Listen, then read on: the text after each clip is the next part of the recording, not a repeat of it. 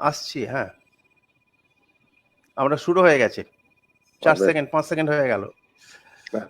ঈশ্বরচন্দ্র বিদ্যাসাগর দ্বিশত জন্মবর্ষ উদযাপন কমিটির পক্ষ থেকে প্রথমেই সকলকে অভিনন্দন জানাচ্ছি।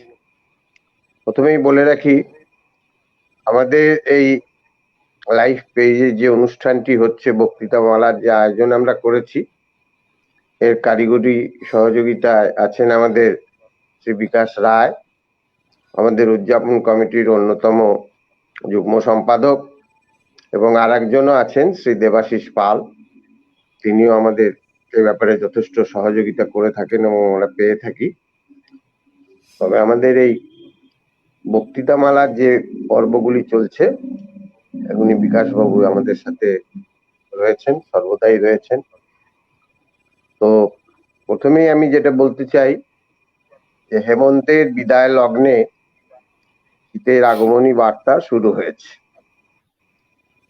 এবং সেই এক সন্ধ্যায় আমরা মিলিত হয়েছি আমাদের বিদ্যাসাগর চর্চার যে বক্তৃতামালা পর্ব, যেটা আজকে হচ্ছে আমাদের 19তম পর্ব। এই পর্বে আজকে আমাদের আলোচ্য বিষয়সূচিটা হচ্ছে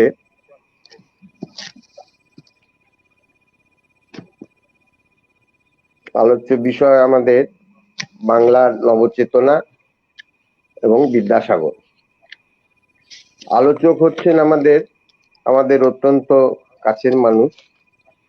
তিনি বর্তমানে লোকপাড়া উচ্চ মহাবিদ্যালয়ের অধ্যক্ষ পদে রত রয়েছেন, শ্রী মৃণাল কান্তি দাস মহাশয়।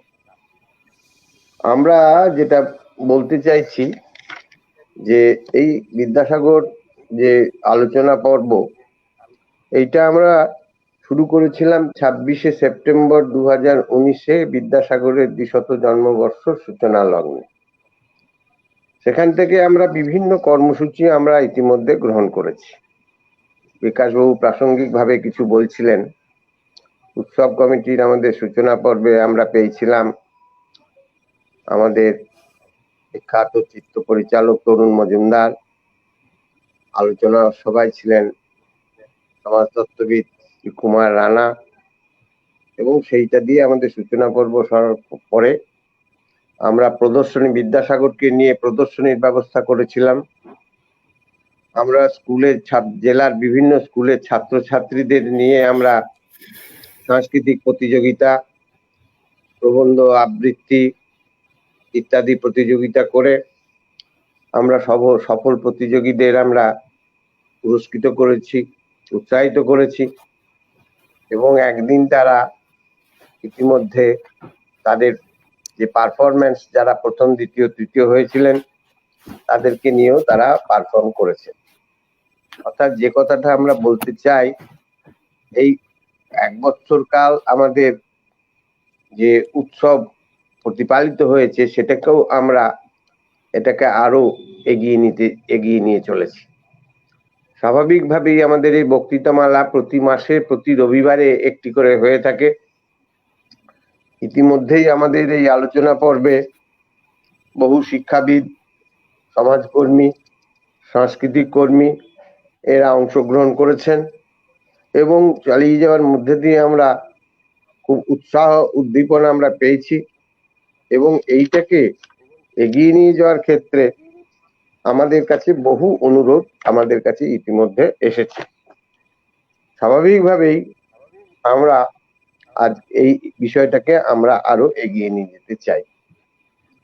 আজকের আলোচক হচ্ছেন আমাদের, বললাম যে লোকপাড়া মহাবিদ্যালয়ের শ্রী মৃণাল কান্তি দাস। তার সামান্য একটু পরিচয় দিই। তিনি আমাদের বীরভূমেরই ছেলে। তার শিক্ষা চর্চা শুরু হয়েছিল একটি স্কুলের মাধ্যমে। পরবর্তীকালে তিনি ইসলামপুর কলেজে অধ্যাপনা করেছেন। তিনি রবীন্দ্র বিশ্বভারতী বিশ্ববিদ্যালয়ে তার পোস্ট গ্রাজুয়েট করেছেন, এবং ইতিমধ্যে তিনি কয়েকটি পুস্তকও রচনা করেছেন, যেগুলি খুব সমাদৃত হয়েছে। উত্তর বীরভূমের আঞ্চলিক ভাষার উপরে তার গবেষণামূলক গ্রন্থটি খুবই সমাদৃত এবং তিনি এখনো এই বিষয়ের উপরে কাজকর্মগুলি করে যাচ্ছেন। স্বাভাবিকভাবেই আমরা ঈশ্বরচন্দ্র বিদ্যাসাগর দ্বিশত জন্ম শতবার্ষিক উদযাপন কমিটির পক্ষ থেকে তাকে আমরা আমন্ত্রণ জানিয়েছিলাম এই অংশগ্রহণ করবার জন্য, এবং তিনি তাতে সাড়া দিয়েছেন। আজকের আলোচনার বিষয় হচ্ছে 19 শতকের নবচেতনা ও বিদ্যাসাগর। সেই আলোচনা আমি তাকে অনুরোধ করব আলোচনা পর্বে প্রবেশ করবার জন্য, এবং আমরা শুনব। পরবর্তীকালে এই সম্পর্কে যদি কোনো মন্তব্য বা কোনো প্রশ্ন আসে, সেটা আমাদের বিকাশবাবু আপনাদেরকে জানালেন, সেটা আপনার কাছে আমরা যথাযথ পাঠিয়ে দেব, এবং আমাদের সময়সীমার মধ্যে সেগুলি থাকলে নিশ্চয়ই উনি সেগুলোকে আলোচনা করবেন। আমি আবার সকলকে, যারা ইতিমধ্যে আমাদের দর্শক এসছেন, শ্রোতা এসছেন, তাদেরকে আমাদের উদযাপন কমিটির পক্ষ থেকে ধন্যবাদ জানাচ্ছি এবং শুভেচ্ছা জানাচ্ছি। আমি এবারে বলবো শ্রী মৃণাল কান্তি দাসকে তার আলোচনা পর্বে প্রবেশ করবার জন্য। ধন্যবাদ।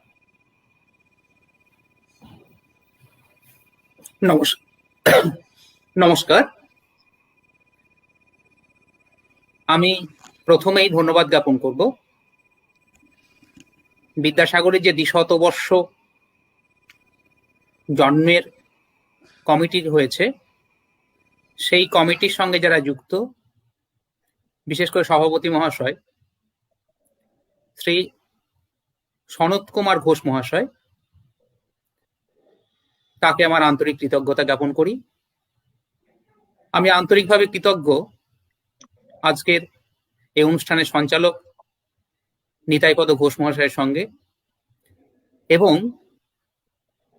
যে এই টেকনিক্যাল দিকটা দেখছেন বিকাশ বাবু, তাকেও আমার অন্তরের কৃতজ্ঞতা জ্ঞাপন করি।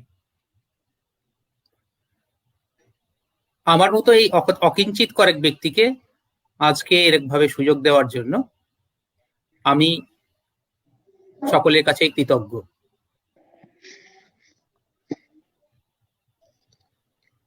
আমার আলোচনার বিষয় 19 শতকের নবচেতনা ও বিদ্যাসাগর।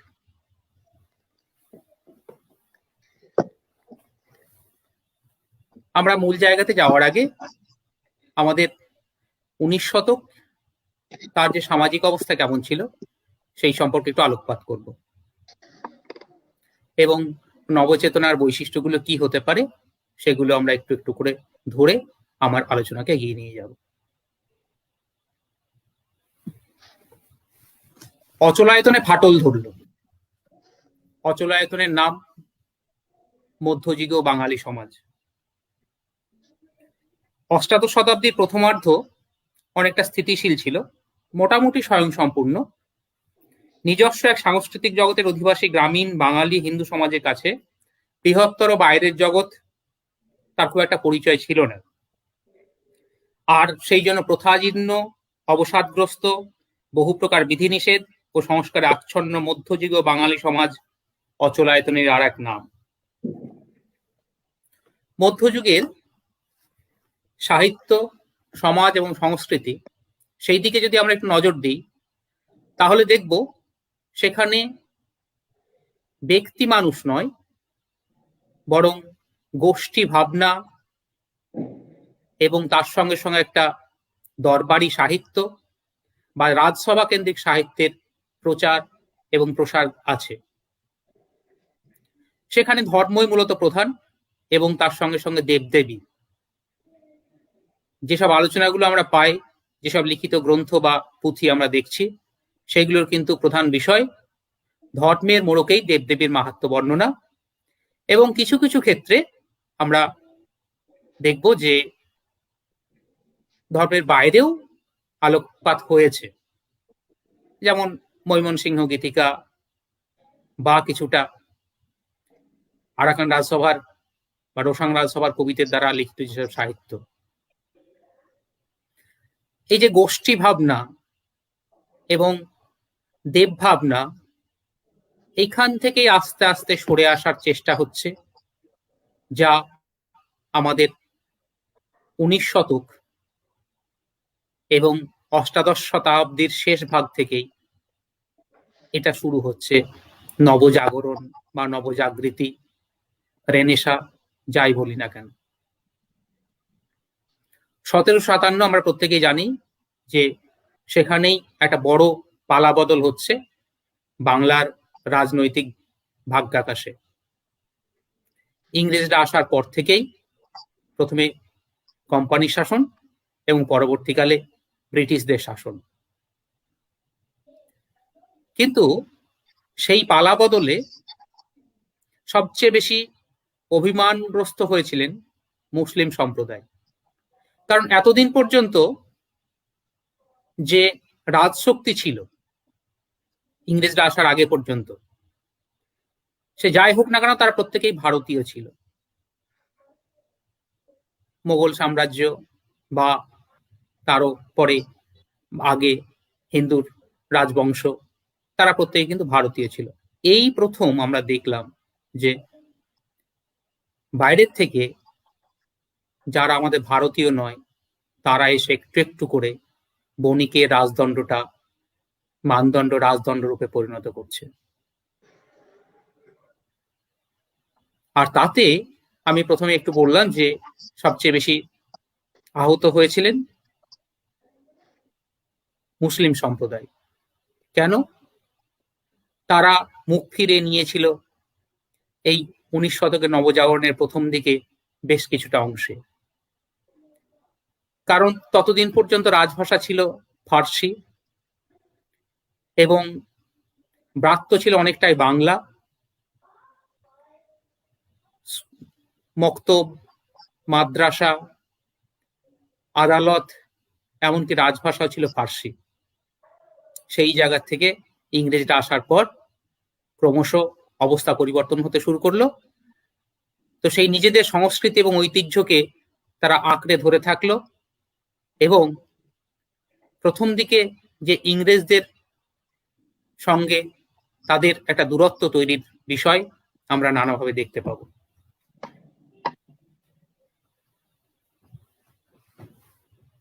এইভাবেই আমরা যদি চিহ্নিত করি, যুগকে চিহ্নিত করি, তাহলে কিছুটা ঐতিহাসিকদের মধ্যেও দ্বিধা আছে। কেউ কেউ বলছে 1760 থেকে, ভারতচন্দ্রের মৃত্যুর পর থেকে এই নতুন একটা যুগ সেটা শুরু হচ্ছে। আবার কেউ কেউ বলছেন যে না, 1799 বা 1800 সাল থেকেই এই নবজাগরণ বা নবচেতনা, যেটা অর্থাৎ আধুনিক যুগ, তার সূত্রপাত ঘটছে। আধুনিক যুগের আমরা কয়েকটা বৈশিষ্ট্যকে চিহ্নিত করতে পারি, যেগুলোকে নবজাগৃতির অন্যতম বৈশিষ্ট্য হিসেবে আমরা নিয়ে আসতে পারি। প্রথম বৈশিষ্ট্য হচ্ছে মানবতাবাদ বা হিউম্যানিজম। মধ্যযুগের যে সাহিত্য, সেই সাহিত্যে ধর্মের মোড়কে মানুষ নয়, সমগ্র মানুষ, গোষ্ঠী মানুষ, তাদের কথা এসেছে। কিন্তু 19 শতকের প্রথম দিকে হয়তো সেভাবে না আসলেও আস্তে আস্তে দ্বিতীয় দশক থেকে 1850-60-এর পর থেকে আস্তে আস্তে কিন্তু মানবতাবোধ তার জাগরণ ঘটছে এবং সেখানে ব্যক্তি মানুষের বা ব্যক্তি স্বাতন্ত্র্যের, যেটা ইন্ডিভিজুয়াল, তার কিন্তু প্রকাশ আমরা দেখতে পাচ্ছি। একই রকম ভাবে তারই প্রকাশেই সেই জায়গা থেকেই যে মেঘনাদ বধ কাব্য মধুসূদনের, সেখানেই প্রবল আত্মসম্মান বোধ তার ধরা পড়ছে, উঠে আসছে। তাছাড়াও প্রত্যেকেরই সাহিত্যের মধ্যেই, সে রামমোহন রায় হতে পারেন, বিদ্যাসাগর, অক্ষয় কুমার দত্ত, তারা কিন্তু ওই গোষ্ঠী ভাবনা বা দরবারি সাহিত্য বা রাজসভার সাহিত্য থেকে সরে এসে নিজেদের কথা বলছেন। দ্বিতীয় বৈশিষ্ট্য সেটা হচ্ছে যুক্তিবোধ। এই যুক্তিবোধ সবচেয়ে বেশি 19 শতকে নাড়াচাড়া হয়েছে। আগে যেখানে ধর্মের প্রাবল্য ছিল, অদৃষ্টবাদকে আমরা মেনে নিয়েছি, আমরা দৈববাণীকে, আমরা অলৌকিকত্বকে আমরা অনেকটা যেখানে প্রাধান্য দিয়েছি, সেখান থেকে মানুষ ক্রমশ কিন্তু, মানুষ মানে সব শ্রেণীর মানুষ নয়, অন্ততপক্ষে একটা নির্দিষ্ট শ্রেণী, সেটা আমরা পরে চিহ্নিত করছি, তারা কিন্তু এই যুক্তি দিয়েই বিচার করছেন এবং সেই যুক্তির পথ খুলে দিচ্ছেন যে নব্য বঙ্গ গোষ্ঠী, ইয়ং বেঙ্গল গোষ্ঠী, সেই ইয়ং বেঙ্গল গোষ্ঠীর যে কর্ণধার, পুরোধা পুরুষ লুই ভিভিয়ান ডিরোজিও এবং তার শিষ্যরা, তারা সেখানে এভাবেই বিচার করতে বলছে যে তর্ক করো, যুক্তি দিয়ে বিচার করো এবং প্রতি মুহূর্তেই প্রশ্ন করো, তার মধ্যে দিয়েই তুমি তোমার কাঙ্ক্ষিত লক্ষ্যে পৌঁছবে এবং এই জগৎকে, সংসারকে, সবকিছুকে বুঝতে সাহায্য করবে। আর একটা বিষয় সঙ্গে সঙ্গে আসছে, বিজ্ঞান মনস্কতা। এখন বিজ্ঞান যে অর্থে একেবারে জ্ঞানের খুঁটিনাটি চর্চা, সেভাবে 19 শতকের প্রথম দিকে আমরা পুরোপুরি দেখতে পাবো না, কিন্তু না পেলেও যে বৈজ্ঞানিক ভাবনা যেগুলো ইউরোপ থেকে এদেশে আসছে, সেগুলোর অনেকটাই প্রতিফলিত হচ্ছে। যেমন আমরা একটা প্রবন্ধের নাম করতে পারি, সেই প্রবন্ধটি হলো অক্ষয় কুমার দত্তের বাহ্য বস্তুর সঙ্গে মানব প্রকৃতির সম্বন্ধ বিচার, কিংবা চারুপাঠ, বিদ্যাসাগরের বর্ণ পরিচয়, তার মধ্যেও কিন্তু অনেকটা বৈজ্ঞানিক দৃষ্টিভঙ্গি আছে এবং কিভাবে তারা ঠিকভাবে শিখবে সেই বিষয়গুলো ওখানে উঠে এসেছে।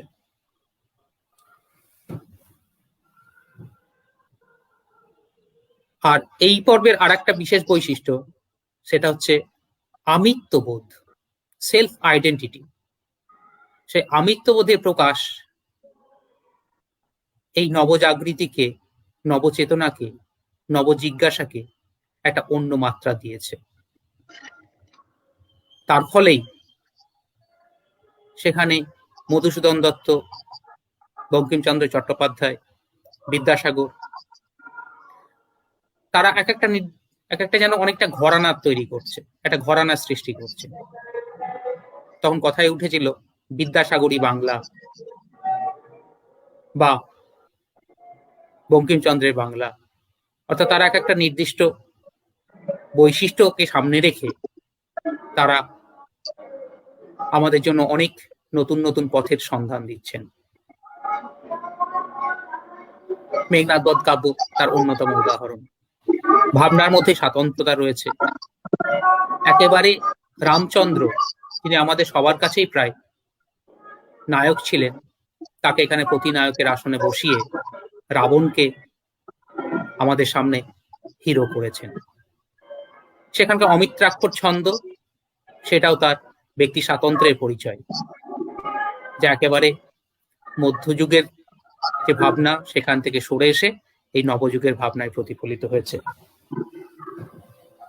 আর একটা বিষয় এই পর্বে আমরা বিশেষভাবে লক্ষ্য করব, সেটা হচ্ছে নারী মুক্তি আন্দোলন। আমরা পরবর্তীকালে যখন বিদ্যাসাগরের প্রসঙ্গে যাব, তখন এই নারী মুক্তি বা ইম্যানসিপেশন, সেই বিষয়গুলোকে আমরা একটু দীর্ঘায়িত করব আলোচনার সুবিধার্থে। মুদ্রণ যন্ত্রের আবিষ্কার, এটাও একটা নবজাগৃতির অন্যতম বৈশিষ্ট্য। মুদ্রণ যন্ত্র এতদিন ছিল আমাদের পুঁথি, যেগুলো হাতে লেখা হতো, এবং সেই পুঁথিগুলো অনেক সময় সংরক্ষণের অভাবে নষ্ট হয়ে যেত। আর একটা জিনিস একেবারে আমাদের প্রাচীনকাল থেকেই চলে আসতো, সেটা হচ্ছে যে মৌখিক সাহিত্য, যেটাকে আমরা ওরাল ট্র্যাডিশন হিসেবে চিহ্নিত করতে পারি। সেই মৌখিক সাহিত্যে আস্তে আস্তে তখন এই মুদ্রণ যন্ত্রের আসার পরে সেগুলো কিন্তু লিপিবদ্ধ হতে শুরু করছে। কিন্তু সেখানেও অনেক বাকবিতণ্ডা এবং অনেক প্রশ্নের মুখোমুখি হতে হয়েছিল। আমরা ইউরোপে যদি নজর দিই তাহলে দেখব সেখানে যে যাজক সম্প্রদায় আছে তারা তাদের বৃত্তি হারানোর ভয়ে এই মুদ্রণ যন্ত্রের ব্যবহারকে খুব একটা ভালোভাবে মেনে নিতে পারেনি। একই রকম ভাবে আমাদের এখানেও যে পুরোহিত তারাও কিন্তু ভয় পেয়েছিল, কারণ লিখিত সাহিত্য সেটা একটা স্থায়ী রূপ পাবে, তার লোকবিশেষে সেটা কিন্তু সোনার উপর নির্ভর নয় বলে, শ্রুতি নির্ভর নয় বলে সেটা দীর্ঘদিন তাকে সংরক্ষণ করতে পারবো, তার উপরে আমি অন্ততপক্ষে এদিক ওদিক করতে পারবো না, নিজের ভাষা সেখানে ঢুকিয়ে দিতে পারবো না, চালাতে পারবো না, এরকম আরো অনেক বিষয় তার সঙ্গে যুক্ত হয়েছিল। তো সেই ভয় থেকেও অন্ততপক্ষে যে মৌখিক সাহিত্যের যে ধারাটা, সেই ধারাটা ক্রমশ লুপ্ত হয়ে মুদ্রণ যন্ত্রের ফলে পরবর্তীকালে আমরা দেখব যে সেটা একটা লিখিত সাহিত্য, যেগুলো তার রূপ পাচ্ছে লেখার আকারে এই মুদ্রণ যন্ত্রের আবিষ্কার এবং এখানে ব্যবহার হওয়ার পর থেকে সেই জায়গাটা অনেক বেশি শুরু হচ্ছে। নারী মুক্তি আন্দোলনের বিষয়ে আমরা আগেই বলেছি। আর পাশ্চাত্য শিক্ষার বিস্তার এই পর্বে আর একটা বৈশিষ্ট্য। ইউরোপীয়রা এদেশে যখন আসলো, তারপরে কিভাবে তারা প্রথম দিকে কিন্তু আমাদের এদেশেও ইংরেজি শিক্ষার প্রবর্তনের ব্যাপারে খুব একটা বেশি মাথা গলায়নি, নাক গলায়নি। তার কারণও কিছু আছে। প্রথম কারণ যেটা ছিল, তারা ধর্ম এবং এই শিক্ষা বিস্তার করতে গিয়ে আমেরিকার থেকে তাদের সাম্রাজ্য হারিয়েছিল। সেই ভয়ে তারা অন্ততপক্ষে এখানে এসে প্রথম দিকে একেবারেই যে যার যা ভাষা, সেই ভাষা এবং যার যা ধর্ম, সেই ভাষা এবং ধর্মের উপর তারা হস্তক্ষেপ তো করেইনি, উপরন্তু তাদেরকে আমরা দেখব যেখানে আমাদের দেশের ভাষার প্রতি কিছুটা অনুরক্ত হচ্ছে এবং আমাদের দেশের দেবদেবীদের উপরেও তারা কিন্তু যথেষ্টই অনুরক্ত হচ্ছে। তারা পুজো দিচ্ছে, গঙ্গায় গিয়ে জপ তপ করছে, এরকম উদাহরণ কিন্তু আমাদের হাতের কাছে আছে।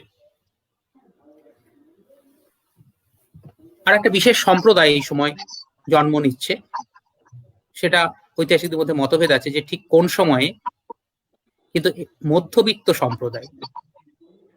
এবং ইতিহাস ঘাটলে দেখা যাবে পৃথিবীর ইতিহাসে একই রকম ভাবেই যে এই মধ্যবিত্ত সম্প্রদায় তারাই কিন্তু একেবারে যে কোনো রিফর্ম বা রেভলিউশনের প্রথম স্তম্ভ। তাদের হাত দিয়েই বিপ্লব বা নবজাগরণ, পুনর্জাগরণ, সেই সবগুলোই হচ্ছে। ঐতিহ্যের প্রতি শ্রদ্ধা এই সময়ে কিন্তু একটা বড় বৈশিষ্ট্য। এবং আরো একটা বড় বৈশিষ্ট্য সাহিত্যের দিক থেকে গদ্যের উদ্ভব। আমরা জানি, আপনারাও সকলেই জানেন যে গদ্যের উদ্ভব হচ্ছে এই সময়ে। তার আগে যা ছিল, এতদিন পদ্যের ট্র্যাডিশন চলছিল, সেই পদ্যের ট্র্যাডিশন থেকে সরে এসে বাংলা গদ্যের একেবারে নতুন একটা দিক এবং তার বিভিন্ন ধারা একটু একটু করে বঙ্কিমচন্দ্রের হাতে সার্থক উপন্যাস সৃষ্টি হচ্ছে। কুলীনকুল্ল সর্বস্ব নাটক লিখে রামনারায়ণ তর্করত্ন সেই সময়ের যে বিশেষ অবস্থা, কুলীনদের যে সমস্যা, সেটা তুলে ধরছেন। এবং মধুসূদন দত্ত তার বিভিন্ন নাটকে একেবারেই সমকালকে যেমন তুলে ধরছেন, পাশাপাশি সমকালের বাইরেও শাশ্বত জীবনের কথাও বলছেন। দীনবন্ধু মিত্রের নীলদর্পণ আমরা প্রত্যেকেই জানি সেটা একটা কালোজয়ী নাটক, যাকে অবশ্যই অপেক্ষা করতে হয়েছিল সেই সময় নয়, মঞ্চস্থ হওয়ার জন্য 1860 থেকে 1872 সালের ডিসেম্বর মাস পর্যন্ত। কারণ তখনও পর্যন্ত আমাদের মন তৈরি হয়নি যে এই ধরনের নাটককে কিভাবে মঞ্চস্থ করব, এবং মঞ্চস্থ করলেও সেগুলো কিভাবে অন্তত সাধারণ মানুষ বা অন্য যারা জমিদার সম্প্রদায় বা নীল চাষের সঙ্গে যুক্ত যারা, তারা কিভাবে নেবে। তার জন্য ওই সাধারণ রঙ্গমঞ্চের জন্য দীর্ঘদিন অপেক্ষা করতে হয়েছে। আবার এছাড়াও ছোট গল্প তার উদ্ভব ঘটছে নানাজনের হাতে, এবং এই 19 শতকে রবীন্দ্রনাথ, যিনি বিশ্ব সাহিত্যের দরবারে আমাদের বাংলা সাহিত্যকে এবং পাশাপাশি ছোট গল্পকেও নিয়ে যাচ্ছেন, তাও এই সময়েই আস্তে আস্তে একটু একটু করে তার ক্ষেত্রভূমিও তৈরি হচ্ছে। আর একটা বৈশিষ্ট্য 19 শতকের নবজাগরণের, সেটা হচ্ছে নগরমুখীনতা। এর আগে যেসব পুঁথি নির্ভর সাহিত্য বা গ্রামীণ সাহিত্য, পাঁচালী, কীর্তন, এগুলো ছিল, এগুলো সবই ছিল অনেকটাই গ্রামীণ সাহিত্য। সেখান থেকে সরে এসে একেবারে মূলত কলকাতার থেকে বা কলকাতাকে কেন্দ্র করেই একটা বিশেষ সম্প্রদায়ের দ্বারা, শ্রেণীর দ্বারা তারা যেসব সাহিত্য রচনা করছেন, তাতে আমরা দেখব যে নগর জীবনের কথা, নাগরিক জীবনের কথা এবং সেই সঙ্গে সমকাল নানা জায়গাতে বিধৃত হচ্ছে। ভবানীচরণ বন্দ্যোপাধ্যায়ের কথা আমরা বলতে পারি, তার নববাবু বিলাস, নববিবি বিলাস, কলিকাতা কমলালয় বা হুতুম প্যাঁচার নকশা কালীপ্রসন্ন সিংহের, প্যারীচাঁদ মিত্রের আলালের ঘরে দুলাল, এরকম বহু প্রসঙ্গ এবং বিষয় সেগুলো কিন্তু আসছে। আর একটা একেবারেই বিশেষ ধারাও এই সময় তৈরি হচ্ছে সাহিত্যের, শুধু সাহিত্যে বলবো না, সাহিত্য এবং তার সঙ্গে সঙ্গে সমকালের রাজনীতি, অর্থনীতি সমস্ত কিছু চর্চিত হচ্ছে। সেটা হচ্ছে সাময়িক পত্র। সাময়িক পত্র শুধু সমকালকেই ধরে রাখে না, তা উত্তরকালকেও চিহ্নিত করে যে সেটা কিভাবে এগোবে। সমকালের বহু আন্দোলন অন্তত এই সাময়িক পত্রের পাতায় উঠে আসছে। সাময়িক পত্র ভীষণভাবে আধুনিক, সেই আধুনিকতার জোয়ারে অন্ততপক্ষে এই সাময়িক পত্র সেও একটা বিশিষ্ট স্থান অধিকার করে নিচ্ছে। এবং 1818 থেকে যার যাত্রা শুরু বাংলা সাময়িক পত্রের ক্ষেত্রে বলছি, সেই ধারা 19 শতক বে 20 শতক বা আজকের এতেও সমানভাবে প্রাসঙ্গিক। আমরা এই বৈশিষ্ট্যগুলোকে একটুখানি যদি এবার আমরা পরবর্তীকালে কিভাবে আরো, বা সমাজ সংস্কার এটাও একটা বড় বৈশিষ্ট্য, সেই বৈশিষ্ট্য নিয়ে আমরা আরো বিস্তারিত আলোচনা করবো এবং সেখানে বিদ্যাসাগর কিভাবে তার সঙ্গে যুক্ত হচ্ছেন সেই জায়গাগুলো আমি একটু একটু করে আসবো।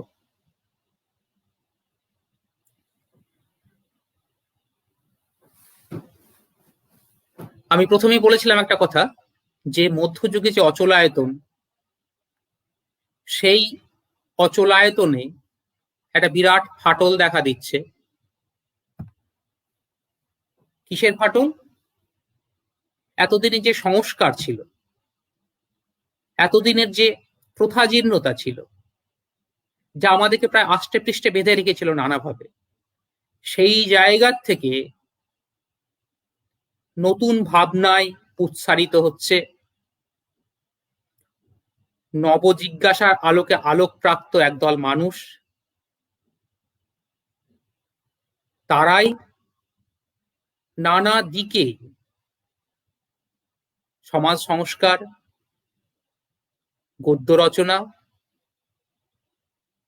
বা পাশ্চাত্যের জ্ঞান বিজ্ঞান সম্পর্কে আলোচনা, সেগুলো কিন্তু তারাই আমাদের সামনে নিয়ে আসছে, যা 19 শতকে একেবারেই নতুন এবং অচলায়তনে প্রায় একটা ফাটল ধরাচ্ছে।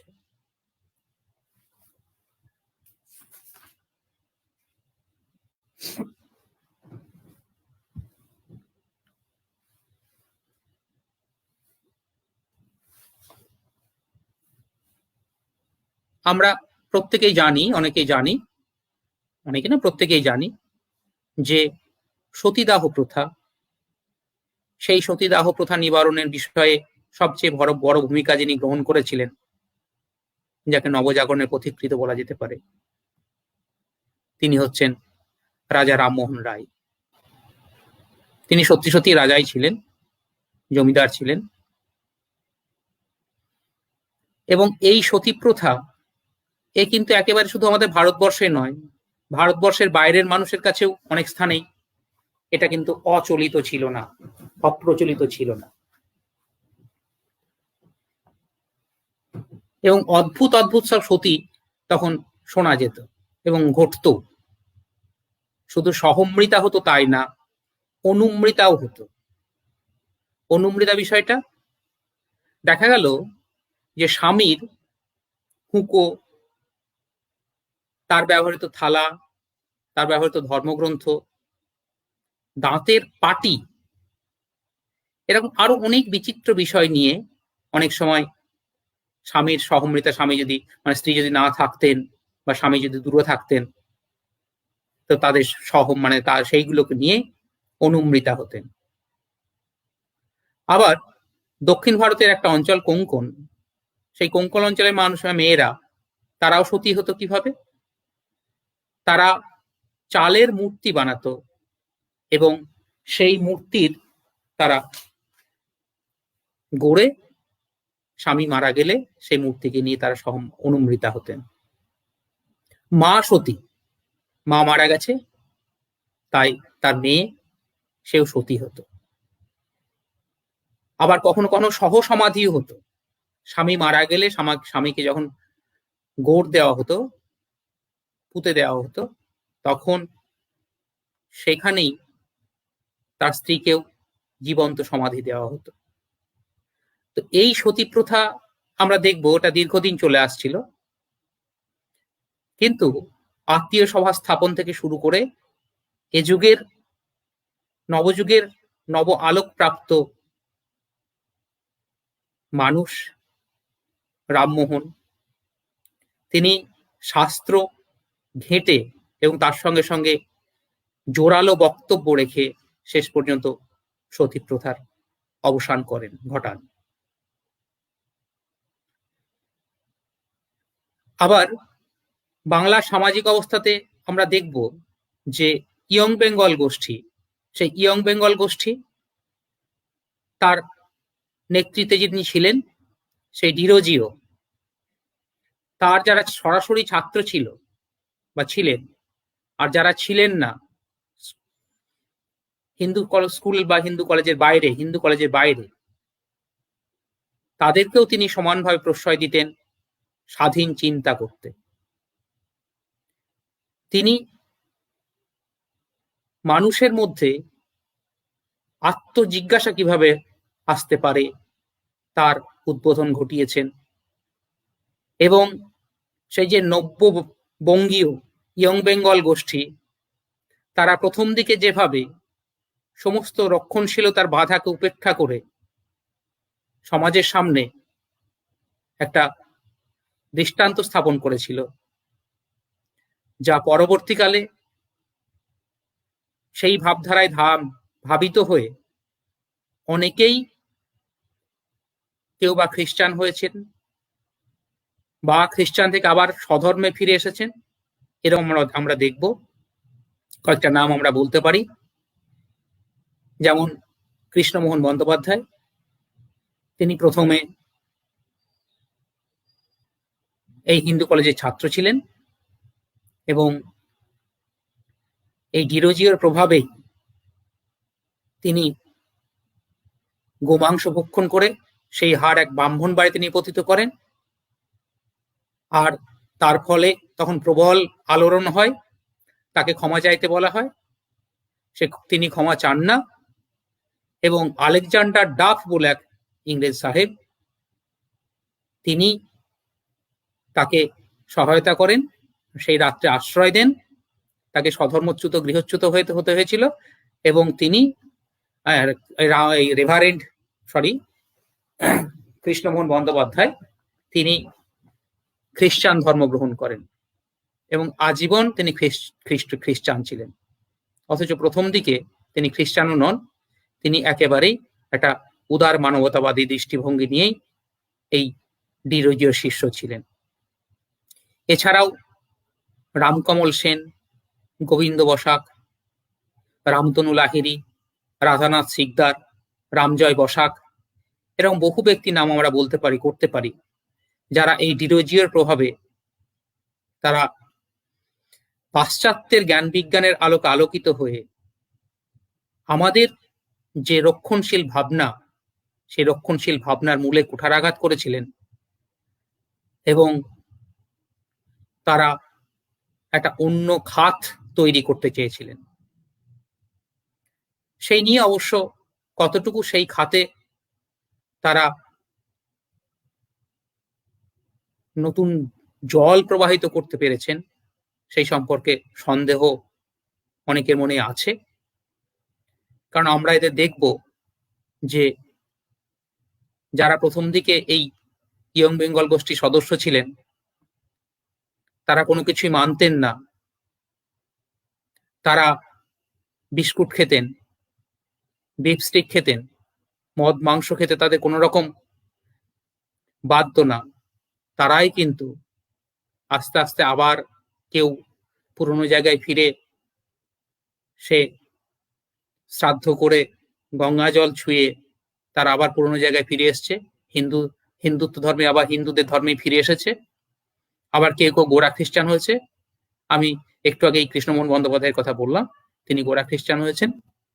কেউ বা আবার বৈষ্ণব ধর্ম গ্রহণ করেছেন, যেমন প্যারীচাঁদ মিত্র, তিনিও পরবর্তীকালে একেবারেই একজন থিওজফিস্ট হয়েছিলেন, প্রেত চর্চায় শেষ পর্যন্ত নিজেকে আত্মনিয়োগ করেছিলেন।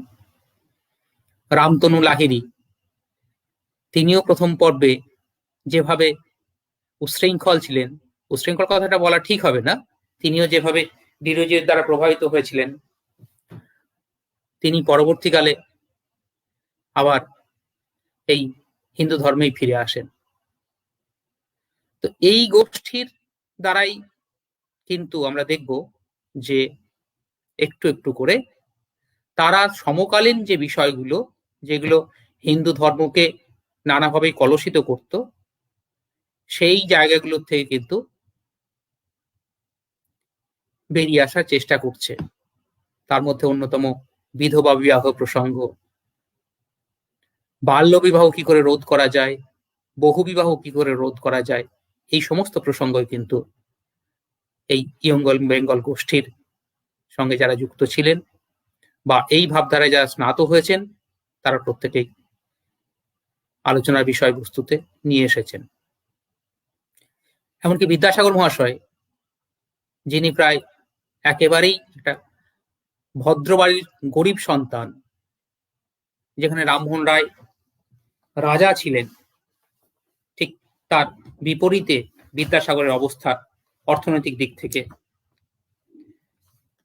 কেন? বিদ্যাসাগর সভা সমিতির ধার ধারেননি, অন্যদিকে রামমোহন রায় তিনি নানা সভা সমিতির সঙ্গে যুক্ত ছিলেন। রামমোহন ছিলেন ধনীর সন্তান, নিজেও রাজা রূপে স্বীকৃত, আর বিদ্যাসাগর ছিলেন দোকানের নামমাত্র বেতনভোগী কর্মচারী জ্যেষ্ঠ পুত্র। রামমোহন ছিলেন মেট্রোপলিটন নাগরিক, আর বিদ্যাসাগরের কর্মক্ষেত্র কলকাতা হলেও মফস্বলের সঙ্গে তার সংযোগ অটুট ছিল।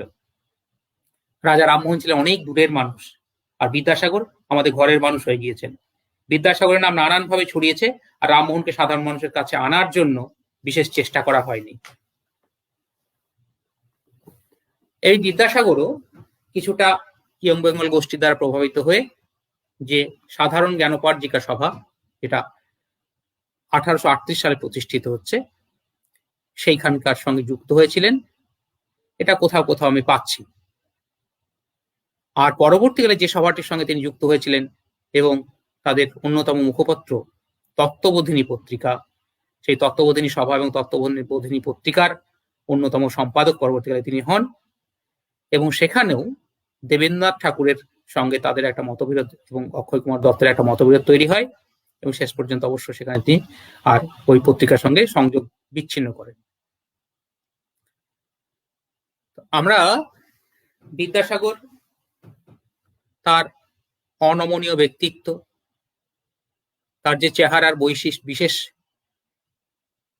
একটা বৈশিষ্ট্য ছিল, খুব বড়সড় তিনি ছিলেন না, কিন্তু তার মাথাটা ছিল ভীষণ মোটা, সেই জন্য তাকে ছোটবেলায় সব তার বন্ধুরা খাপাতো, জসুরে কই কসুরে জয় বলে। মাথার অর্ধেকটা মুন্ডিত, পায়ে চপ্পল পরতেন, একেবারে চটি জুতো, গায়ে একটা উর্নি বা চাদর থাকতো। আর তিনি বাবার জন্য রান্নাও করতেন, মায়ের আদেশকে শিরোধার্য বলে মনে করতেন। সেই মানুষই সংস্কৃত পড়ে এ যুগের একেবারেই যে মডার্ন আধুনিক মানব যাকে বলে, তিনি সদ্বার্থেই তাই ছিলেন। তিনি নানাভাবেই এই বাংলাকে, বাঙালিকে এবং আমাদের ঘরের যেসব অবহেলিত, বঞ্চিত, পীড়িত যেসব নারী ছিল তাদেরকে খুব কাছ থেকে দেখেছেন। তাদের দুঃখ দুর্দশায় তিনি হাও হাও করে কাঁদতেন, কেঁদেছেন। আর তাই তাদের কিভাবে দুঃখ মোচন করা যায় সেই ভাবনার থেকেই তিনি কলম ধরেন এবং পরবর্তীকালে বিধবা বিবাহ আন্দোলন সংগঠিত করে 1856-তে বিধবাদের বিবাহের জন্য তিনি আইন প্রণয়ন করতে সমর্থ হন। কিন্তু তার আগেও আমরা দেখেছি যে এই বিধবা বিবাহ নিয়ে ইয়ং বেঙ্গল গোষ্ঠী এবং ব্রাহ্ম সমাজ এরা কিন্তু নানা জায়গায় লেখালেখি করেছে। এবং 1850 সালে বিদ্যাসাগরের প্রথম লেখা বাল্যবিবাহের দোষ নামে একটি প্রবন্ধ প্রকাশ হয়। সেই প্রবন্ধটি সর্বশুভকরী পত্রিকাতে। সেখানে তিনি বাল্যবিবাহের যে সমস্যা, বিশেষ করে তিনি এটাই চিহ্নিত করেছিলেন যে কম বয়সে মেয়েদের যদি বিয়ে হয় তাহলে তাদের যে সন্তান, সেই সন্তান কোনোদিন বীর্যবান হবে না এবং পাশাপাশি প্রসব করতে গিয়েও অনেক বালিকা তারাও মারা যাবে। এই আশঙ্কার কথা তিনি সেই প্রবন্ধের মধ্যে ব্যক্ত করেছেন। বাল্যবিবাহ সেই সময়ের একটা প্রচলিত প্রথা। আমরা যদি একটা লিস্ট দেখি, একটা তালিকা যদি দেখি, তাহলে বিশিষ্ট ব্যক্তিরাও এই বাল্যবিবাহের সঙ্গে যুক্ত ছিল, মানে তাদের স্ত্রীরা। দেবেন্দ্রনাথ ঠাকুর, তার যখন 14 বছর বয়স তখন স্ত্রীর বয়স 6। কেশবচন্দ্র সেন 18 বছর বয়সে বিয়ে করছেন, তখন তার স্ত্রীর বয়স 9 বছর। বঙ্কিমচন্দ্র চট্টোপাধ্যায়, তার যখন 11 বছর বয়স তার তখন স্ত্রীর বয়স মাত্র 5। জ্যোতিরিন্দ্রনাথ ঠাকুর 19 বছর বয়সে বিয়ে করছেন এক 8 বছরের মেয়েকে। ভূদেব মুখোপাধ্যায় 16 বছরের, তিনি বিয়ে করছেন 11 বছরের মেয়েকে। সত্যেন্দ্রনাথ ঠাকুর 17 বছরের মেয়ে, 17 বছর তার বয়স, 7 বছরের মেয়েকে বিয়ে করছে। ঈশ্বরচন্দ্র বিদ্যাসাগর নিজেও তার যখন 14 বছর বয়স তখন তিনি 8 বছরের একটি মেয়েকে বিয়ে করছেন। তো এই বাল্যবিবাহ সমাজে প্রচলিত ছিল এবং বাল্যবিবাহের বিষয়েও তিনি কিন্তু কলম ধরেছিলেন এবং তিনিও একটা জনমত তৈরি করে সেখানে রাজদরবারে পাঠিয়েছিলেন 1855 সালে। কিন্তু আমরা দেখব যে বাল্যবিবাহটা আইন করে বন্ধ হয়নি, কারণ তারপরে 1857 সালে সেই সময়ে একটা সিপাহী বিদ্রোহ সংগঠিত হয় এবং সেই নিয়েই ইংরেজ সরকার তারা ব্যস্ত হয়ে পড়ে এবং এই ব্যাপারে আর মনোযোগ দেয় না। পরবর্তীকালে আবার যখন 1863-64-তে এই বাল্যবিবাহ, বহু বিবাহ, এসব বিষয়গুলো আসে, তখন কিন্তু তিনি আর ততটা মনোযোগ দেননি, কিন্তু বিভিন্ন সময় সভা সমিতিতে গেছেন, কিন্তু সেই উদ্যোগী ভূমিকা তাকে আর নিতে দেখি না। সমাজ সংস্কারক বিদ্যাসাগরের আরো একটা বড় অবদান স্ত্রী শিক্ষার প্রসারে। তিনি দেখেছিলেন এবং বুঝেছিলেন যে মেয়েদের যদি উন্নতি না করা যায়, তাদেরকে যদি কেবলমাত্র আমরা গৃহের মধ্যেই ভরে রাখি, তারা যদি সন্তান প্রতিপালন আর অন্যদের সেবা করার জন্যই কাজে যদি ব্যস্ত থাকে, তাহলে এই সমাজ এগোবে না। আর তাই তিনি সচেষ্ট হয়েছিলেন যে কি করে এইসব মেয়েদের শিক্ষার ব্যবস্থা করা যায়। এবং আমরা দেখব যে 1849 সালে ড্রিঙ্ক ওয়াটার বেটন, যেটা আমরা বেথুন সাহেব নামে যাকে আমরা বেশি জানি, তার সহায়তায় বেথুন স্কুল স্থাপন করে। এবং সেই বেথুন স্কুলেও প্রথম দিকে মেয়েদেরকে পাঠাতে অনেক সমস্যা হয়েছিল। যে মদনমোহন তর্কালঙ্কারের দুই মেয়ে ভুবনমালা এবং কুন্দমালা বা আরো যারা বিশিষ্ট কয়েকজন ব্যক্তি সেসব স্কুলে ভর্তি করেছিল, তাদেরকে একঘরে হতে হয়েছিল এবং তাদের উপর নানা রকম ভাবে অত্যাচার করা হতো। কেন? তো এই রক্ষণশীল সমাজ তারা ভেবেছিল যে আমরা যদি মেয়েদেরকে সামনের সারিতে নিয়ে আসি তাহলে অনেক সমস্যা হবে, এবং যেসব কথাগুলো তারা বলতো যে মেয়েরা পড়াশোনা শিখলে তারা পতিহীনা হবে, অর্থাৎ বিধবা হবে, তারা নির্বন্ধা হবে, তারা কোনো সন্তান উৎপাদন করতে পারবে না, এমনকি অন্ধ হবে, এছাড়াও আরো অনেকগুলো যুক্তি ছিল তার পিছনে। মূলত পুরুষতান্ত্রিক সমাজে মেয়েদেরকে পিছিয়ে রাখার জন্য এই রক্ষণশীল সমাজ তারা কিন্তু সচেষ্ট ছিল। যে রক্ষণশীলদের নেতা রাধাকান্ত দেব, তিনি সর্বদাই চেষ্টা করেছিলেন বিধবা বিবাহের পক্ষে, বহুবিবাহ বা বাল্য বিবাহের পক্ষে মত দেওয়ার জন্য। এই একমাত্র রাধাকান্ত দেবকে তখন দেখি যে তিনি কিন্তু স্ত্রী শিক্ষা প্রসারের ব্যাপারে সচেষ্ট ভূমিকা গ্রহণ করেছিলেন। এবং বিদ্যাসাগর 1855 থেকে 1857 সালের মধ্যে প্রায় 60খানি বিদ্যালয় বিভিন্ন জেলাতে, দক্ষিণবঙ্গের বেশ কয়েকটা জেলাতে তৈরি করছে এবং সেখানে 800-র উপর ছাত্রছাত্রী সেখানে ভর্তি হচ্ছে। এবং সেই সব ছাত্রীরা তাদের যে খরচ, সেই খরচ চালানোর জন্য বিদ্যাসাগর প্রথম দিকে প্রায় 3,499 টাকা, আমার যতটুকু মনে পড়ছে এরকম একটা খরচ করেছিলেন। সরকার থেকে কোনো রকম সাহায্য পাননি, কিন্তু না পেলেও তিনি থেমে থাকেননি, দমে যাননি।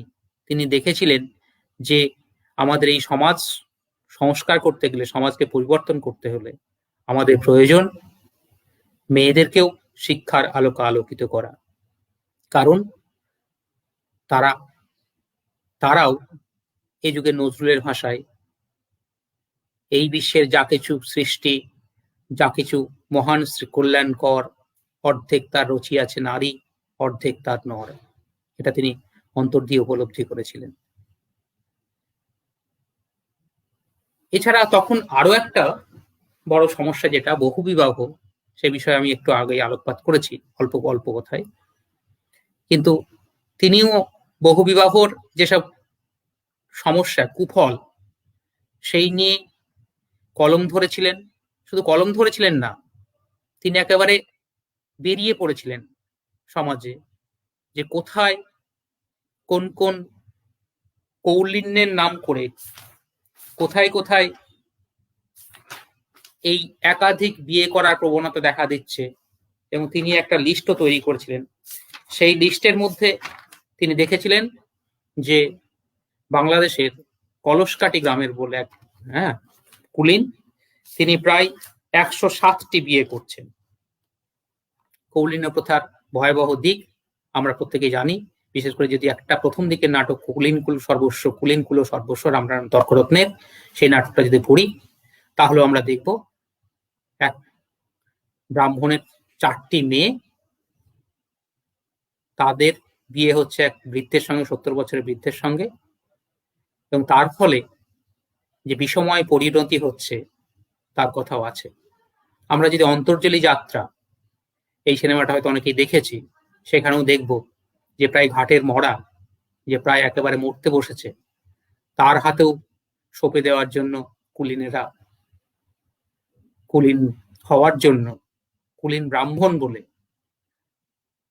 এইসব অন্য গোত্রে ক্ষত্রিয় যারা, তারা সচেষ্ট ছিল। অথচ কুলিন হওয়ার যে 9টা গুণ, সেই গুণ কিন্তু এদের মধ্যে আর ছিল না। বল্লাল যে 9টা গুণের কথা বলেছিলেন, কি কি? আচার বিনয় বিদ্যা, প্রতিষ্ঠা তীর্থ দর্শন, নিষ্ঠা শান্তি স্তপদান, নবধা কুল লক্ষণ। অর্থাৎ আচার সর্বস্ব হতে হবে, তাকে বিনয়ী হতে হবে, তার বিদ্যা থাকতে হবে, তার প্রতিষ্ঠা থাকতে হবে, তার তীর্থ দর্শনের মানসিকতা থাকতে হবে, এছাড়া নিষ্ঠা, শান্তি, জপ তপ করা এবং দান, এই 9টা লক্ষণ থাকতে হবে। কিন্তু আদৌ এইসব কুলীনদের মধ্যে আস্তে আস্তে এসব কিছু ছিল না।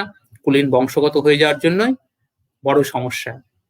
এবং এই সব জায়গাগুলোর থেকেই বিদ্যাসাগর যে জায়গাটা চেয়েছিলেন যে বহুবিবাহ রোধ হোক, তিনিও সচেষ্ট হয়েছিলেন নানা জায়গাতেই, নানাভাবে তার প্রতিবাদপত্র পাঠিয়ে। যা হোক, সেগুলো আইন হয়নি, কিন্তু ভবিষ্যতে সেগুলো একটু একটু করে অন্ততপক্ষে একটা জাগরণ, একটা সচেতনতার সৃষ্টি করেছিল সমাজ মানুষে। এই সময়ের আমরা দেখবো, যেটা বলছিলাম, যে গদ্য রামমোহনের হাত দিয়ে অনেকটা দার্শনিক গদ্যের একটু বিস্তার ঘটছে। সেই গদ্যের প্রাণ প্রতিষ্ঠা করছেন বিদ্যাসাগর মহাশয়। তার কিছু অনুবাদমূলক গ্রন্থ আছে। সেই সব অনুবাদমূলক গ্রন্থগুলো যেসব ক্লাসিক্স, সেই ক্লাসিক বিশেষ করে ভবভূতির উত্তর রামচরিতের তিনি অনুবাদ করছেন। তিনি শকুন্তলার অনুবাদ করছেন। আবার শেক্সপিয়ারের কমেডি অফ এরর্স এর অনুবাদ করছেন। কিন্তু শুধুমাত্র অনুবাদ করলে অনুবাদকের ভূমিকায় তিনি গ্রহণ করেননি, পাশাপাশি তার মধ্যে কিছু মৌলিকত্বও দেখা গেছে। তার কিছু মৌলিক রচনাও এই সময়ে সৃষ্টি হচ্ছে, যা পরবর্তীকালে অল্প দিনের মধ্যেই বঙ্কিমচন্দ্র চট্টোপাধ্যায় এবং অর্ধ শতাব্দীর মধ্যে রবীন্দ্রনাথের স্ফুরণ এবং প্রকাশে সহায়তা করছে। 1855 সালে প্রকাশিত হচ্ছে তার বই বর্ণ পরিচয়, প্রথম ভাগ। এই বইটি এখনকার ছেলে মেয়েদের জন্য আমি বলছি না, আমরা প্রায় অল্প বিস্তর প্রত্যেকেই পড়েছি। পরবর্তীকালে তার দ্বিতীয় ভাগও বেরোয়। এই বইটি কিন্তু কোনোভাবেই আমার মনে হয় না শুধুমাত্র শিশু পাঠ্য। এর মধ্যে রয়েছে চাইল্ড সাইকোলজি। কারণ রাখালের মতো হইও না, ভুবনের মতো হইও না, নবীনের মতো হইও না। নবীন পরবর্তীকালে নিজেকে সংশোধন করে নিচ্ছে। গোপালের মতো হও, এবং সেগুলো গোপাল সুবোধ বালক, সে তার মা বাবা যা বলে সে তাই করে। সে প্রতিদিন স্কুল থেকে ফেরার পরে বইগুলো গুছিয়ে রাখে, আবার পরের দিন তার নির্দিষ্ট সময়ে এসে পড়ার সময় সে পড়ে, খেলার সময় খেলে। এখানে আমরা দেখেছি যে তার বর্ণ পরিচয়, কথামালা, নীতিবোধ, আখ্যান মঞ্জুরি, এইসব বইয়ের কিন্তু মানসিক বিকাশের উপর জোর দেওয়া হয়েছে। বিদ্যাসাগর সভ্যতা থেকে আসা নীতিবোধকে শাস্ত্রের বা ধর্মীয় অনুশাসনের উপর চাপিয়ে দেননি। পড়াশোনায় মনোনিবেশ, সত্য ভাষণ, পিতামাতার সেবা, অসৎ সঙ্গ বর্জন, দুর্বলের উপর অত্যাচার না করা, স্বার্থপরতা পরিহার, বিনয়, আত্মনির্ভরতা, যথার্থবাদিতা, নির্ভীকতা, কুসংস্কারে বিশ্বাস না করা, এইসব নৈতিক মূল্যবোধের উপর বিদ্যাসাগর জোর দিয়েছেন। এবং সেই জন্য আমি বললাম যে শিশু মনস্তত্ত্বের নানা বিষয় এবং যেভাবে সাজিয়েছে বর্ণপরিচয়কে, একেবারে 2টি বর্ণ, তারপরে 3টি যুক্তাক্ষর এবং পরবর্তীতে ছোট ছোট বাক্য, সেই বাক্যগুলো বড় আরো একটু বড় করে একটা ছোট গল্পের মধ্য দিয়ে যেন ছোট গল্পের আভাস সেই সব জায়গায় আছে।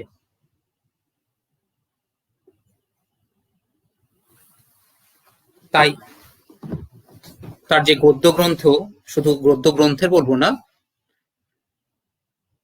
তার রচনার মধ্যে, এর আগে পর্যন্ত বাংলা সাহিত্যের রচনার মধ্যে আমরা দেখেছি যে তখন দাঁড়ি, কমা বা জ্যোতির নির্দিষ্ট ব্যবহার ছিল না।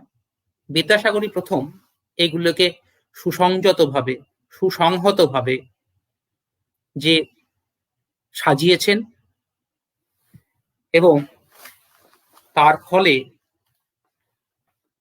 তার যে ভাষার মিষ্টত্ব, সেই মিষ্টত্ব সুন্দরভাবে ধরা পড়েছে।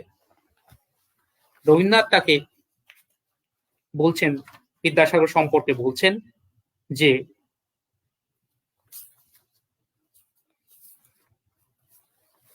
তাকেই পুরোধা পুরুষ বলা যেতে পারে বাংলা সাহিত্যের।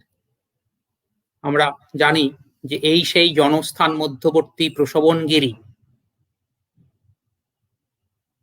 এবং তারপরে তার যে বর্ণনা আছে, সেই বর্ণনাতে আমরা শুধুমাত্র একটা সংবাদই পাই না, সেই প্রশ্রবণের শীতলতা, তার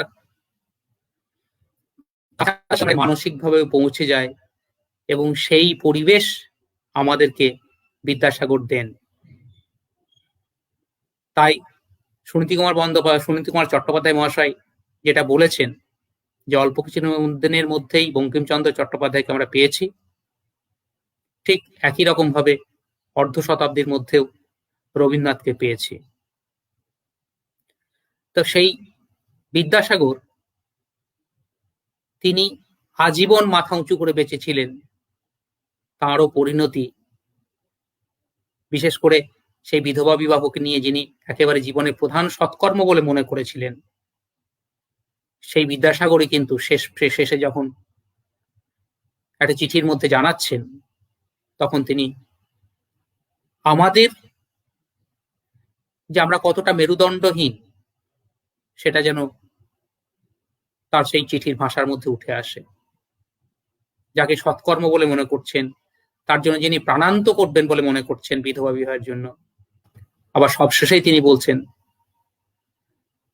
বাঙালি যে এত অসার এবং অপদার্থ আমি পূর্বে জানিলে বিধবা বিবাহের মতো পদক্ষেপ গ্রহণ করিতাম না। কারণ বিধবাদেরকে বিয়ের জন্য তখন নানা কারণে বিয়ে করত। একটা হচ্ছে অর্থলোভ, 2 নম্বর হচ্ছে রমণী দেরকে পাওয়ার যে প্রলোভন। সেইখান থেকে বিদ্যাসাগর যথেষ্ট কষ্ট পেয়েছিলেন।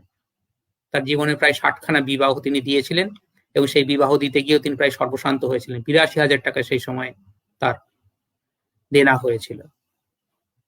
এবং শুধু তাই না, এই বিধবা বিবাহকে কেন্দ্র করে তার পরিবারের সঙ্গেও মনোমালিন্য ঘটে। সেই মনোমালিন্য শেষ দিন পর্যন্ত প্রায় টিকে ছিল। এমনকি স্ত্রীর মৃত্যুতেও তিনি আর তার গ্রামে ফিরে যাননি। তিনি সাঁওতাল পরগনার একটা গ্রাম কর্মাটা, সেখানে সাঁওতালদের জন্য একটা স্কুল স্থাপন করেছিলেন, সেখানেই শেষ জীবন কাটিয়েছিলেন। এবং তার সেই পরিণতি আমরা জানি খুব একটা সুখের ছিল না।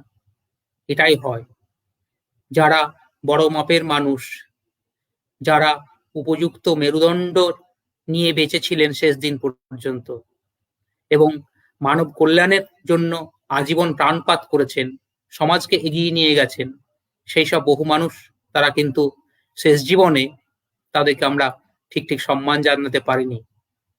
তার জন্যই সক্রেটিসকে হেমলক বিষ পান করতে হয়, তার জন্যই যীশু খ্রিস্টকে ক্রুশবিদ্ধ হতে হয়।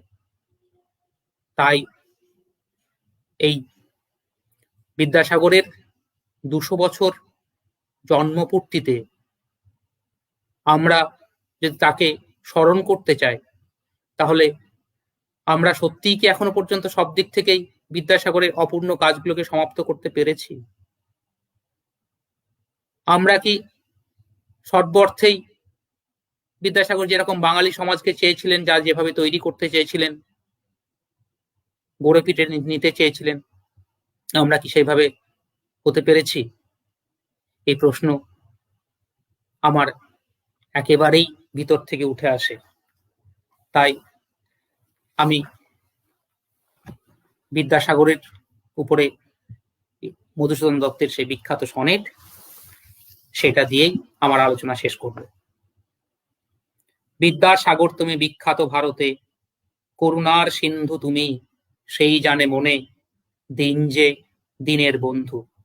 উজ্জ্বল জগতে হেমাদ্রির হেমকান্তি অম্লান কিরণে, কিন্তু ভাগ্য বলে পেয়ে সে মহাপর্বতে, যেজন আশ্রয় লয় সুবর্ণ চরণে, সেই জানে কত গুণ ধরে কত মতে গিরিশ, কি সেবা তার সে সুখ সদনে, দানে বাড়ি নদীরূপ বিমলা কিঙ্করী, যোগায় অমৃত ফল পরম আদরে, দীর্ঘ শিরঃ তরুদল দাসরূপ ধরি, পরিমলে ফুল কুল 10 দিশ ভরে, দিবসে শীতল শাসী ছায়া বনেশ্বরী, নিশার সুশান্ত নিদ্রা ক্লান্তি দূর করে।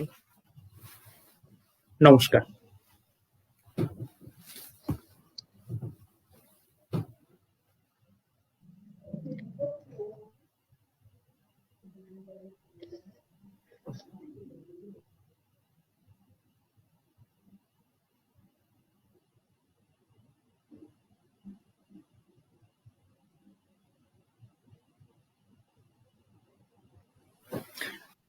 Hello. নিজের আপনার ঠিক আছে, এবার শোনা যাচ্ছে।